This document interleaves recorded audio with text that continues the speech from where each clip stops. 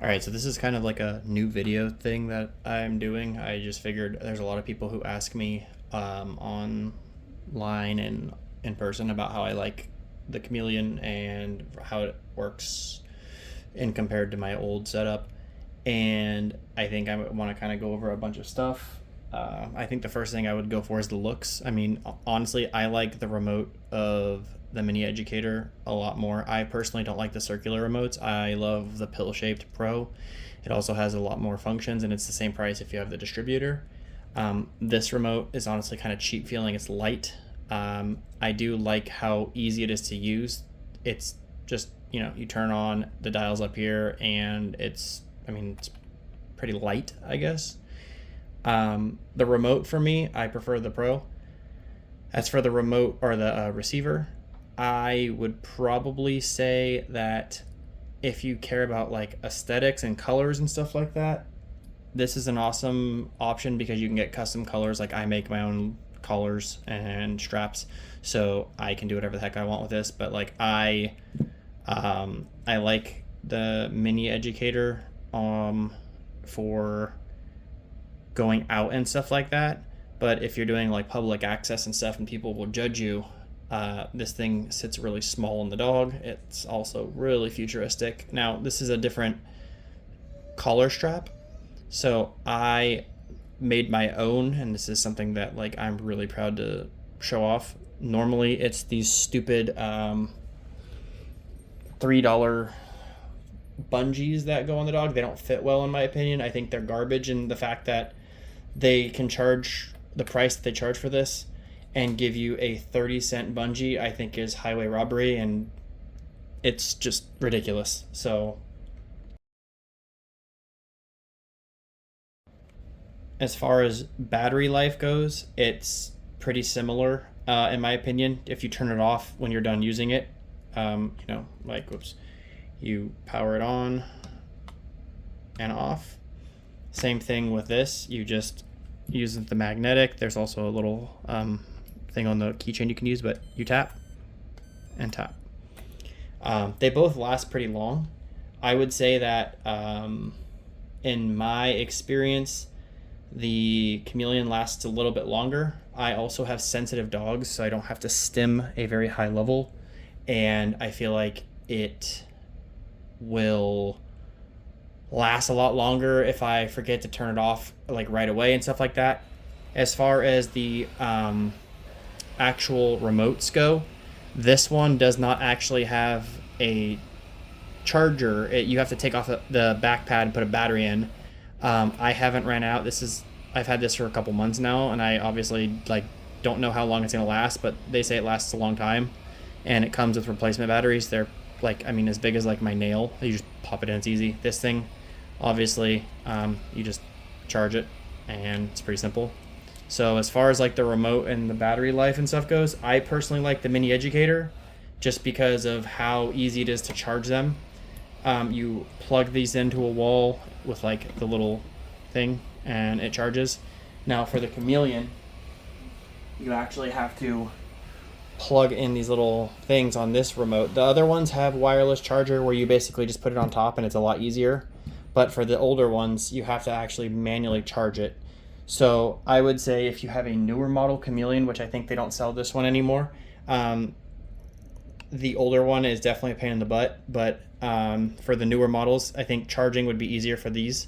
I like this remote more than the newer ones just because I don't like the LCD screen, and I don't really care how my dog's skin temperature is personally. I can't justify spending the money on that when I know my dog is in an air-conditioned car, and I don't leave my dogs unattended. But if you do that, it's probably worth it. But also most people have like those little sensors in the car. They're like little apps that pop on your phone. So if you're a dog trainer, you should probably have that in your car anyway. So I wouldn't really use that as a sales point personally. Now, the big issue is obviously functionality and stuff like that, right? There's a ton of different, I would say, metrics that I look at when it came to me using the collars. Sorry, let's adjust this. The biggest issue that I had was the stim, right? And both of these come with finger kicks in different models. Chameleons all have finger kicks that are interchangeable. Unfortunately, the Pro Educator does not have a finger kick. This is for, I think, the fob and the I think it's the FT300, which is just the circular remote. It's same thing. The functionality I don't like on the collar for the mini Educator, and the reason why is this is literally just one function. You cannot set it to anything else. This thing will either be a nick or a tap, right? Or you can hold it. So you have momentary and continuous, whereas for the Chameleon, like on this remote at least, which is the one I like, I can have it set to program for a different button, and each button can do different things. Like I have this for my rising stem all the way, and then it goes back down to the number. So right, I like this because I can set this number. So this one starts at 2. I'll change it to set 6 just to start, for example. I'll use a different button, right? So now it's stimming at 5, whatever. I can go back. I can stim this at 6. Oh, that was too hot for my dog. I'll put it down to a 1, and now my rising stim will go back, and it always starts at the number you set. So I like the finger kick a lot more for the Chameleon, and the other reason why is you compare multiple to them, so that way I'm not constantly fidgeting with the remote. For me personally, I have 2 buttons that I will really use. I use a push button for a low stem out for like guards and stuff like that, or like recalls. And I also have a higher level correction, which is just an arbitrary number. Today, or that for last time, it was an 8. So, like I usually have it around a 5 to an 8, depending on what I'm working on for my dog specifically. I can obviously adjust that as I want. Now, for the Pro, I have different buttons, right? And so normally, like my dogs, I would say they work usually around a 6 to a 10. So I have my stem. I think I can set up like boosts, right? So I have a flat boost if I need it really high. I don't really use that, but I also have a ramp feature that goes up to just like the ramp goes up to your working level plus the boost. So there's very limited ways you can adjust this. I believe you can do some kind of button manipulation to change that. I don't particularly care for that. I don't want to figure out how to play tic-tac-toe with all these buttons. It does a decent job, but I don't like holding the remote because I'm a terrible handler, and I think less is more. So for me, I can put this in my pocket or my training skirt. All I have to worry about is putting these on my fingers, and then I can also play with my dog with a toy instead of having this in my other hand. And my dog isn't wise of me carrying my bright remote, which everyone's dogs can see this. So finger kicks for me are big for that. I like just the ability to have 4 different buttons, right? So for me, even if I don't use the finger kicks, I would prefer this remote personally because I have different numbers stemmed, right? So I have my push, I have my low level 5 constant, I have, I believe, an 8, and then I have a 10. I don't think I've ever had to go over an 8 on this dog. I just set these out when I first made it, and I've realized as I go, I like this a lot more. And also you can program it so like you can see there's different like little buttons on the top right above the number. You can see like there's ramp and then constant, and then like they have vibrate and tone as well, and you can program that for each one. So it's like you can see the little dot button on the top left, and then the little black dot goes down here. It's very clear like what you're using with this. I like this remote personally because there's just less crap on it. I've heard a lot of things about the other remotes, the newer looking little like, I don't know, GPS remotes that the Chameleon Martin systems have that are faulty. So I prefer old school stuff like this just because I know it's going to work longer.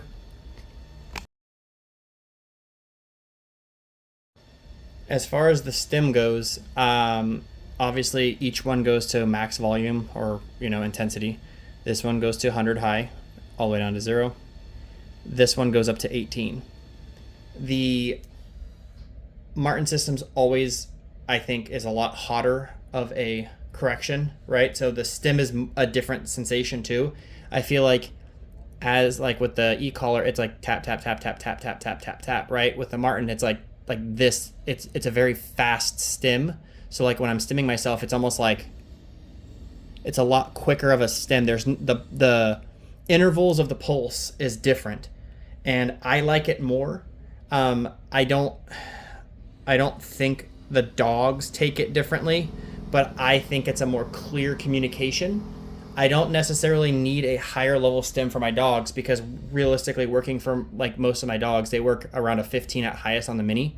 And on a double box, it's like usually an 8 to a 10. I just have it because I wanted to try double boxing versus not and make it for just selling the collar clips and stuff like that. But my dog on a single box is at highest of 17 for like even protection training. So I don't need it for the stim. I use the stim mainly for the functionality, or I use the Chameleon for the functionality more than the power. If I need a stronger correction, then obviously that's going to be a better option. But I didn't buy the system to fry my dog. I bought it because I feel like quality of life is more important. Now, obviously, finger kicks are a big thing for me. Mini Educator's finger kick, in my opinion, I like the quickness of how consistent it is and it feels better. This remote, or these finger kicks, I'm not a big fan of them, but they are consistent, if that makes sense. So, like, I'll press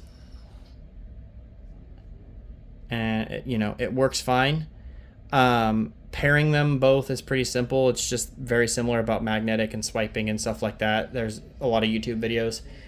They're both, I think, one battery chargers. Now, I've had one of my finger kicks from an older system that I've had for a long time, and it's never run out of batteries. That thing's old, and it still works fine. E-collar, same thing. I've had this for a long time, and it still works fine. So battery life for me on both of these is the same. As far as which finger kick I prefer, I kind of like the Mini Educators more personally, and only because I just like the button, the way it feels, and also I can just like, I don't know, I just think this is my preference. But having more finger kicks obviously makes it more versatile. So like if you're needing more tools in your toolbox, I think the Chameleon's a go-to. But that's, again, personal preference. But you can't use any of these functions. I think the fob might have the ramp, but as far as just strictly the finger kick and stuff like that goes, I think overall I prefer this for like using it, but this for functionality. So obviously I'm going with that now. Okay, so like overall, I think that for the price, I believe this with like distributor cost is around $200, and this is, I think, anywhere from 800 to over 1,000. Price point, I would never buy the Martin systems unless I'm really looking to step my game up. I mean, there's a canine trainer, I believe. I haven't messed with that. I don't really plan on getting into like the high technology stuff. I personally like this remote more than anything, and I'm probably going to stick to this remote based on just the functionality. I like how simple it is. I don't really care to have phone apps and stuff like that on my collar, and I don't care to adjust my stuff like that. I'm sure that is really nice if you want to get into it, but I don't need that. I really just needed this, and this did the job, and it was amazing. I think that it's noticeable if I go back and look at my training sessions compared to the Mini Educator, but this has done the job for a long time, and I will still have this collar and use this for different situations. I like the Martin Systems look mainly too. It's just so streamlined and sleek, minus the stupid bungee that thing there. I think it's so stupid that they put that on a collar that is that expensive. Like, it's just kind of a slap in the face.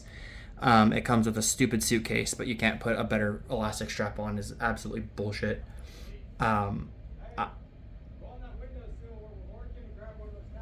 Sorry, we have someone working on the house. I think also that one thing that I really like about the Mini Educator still, though, is their warranty is bomb-proof. So I've heard horror stories about Martin Systems having issues, and for me, Mini Educator's customer service is top tier.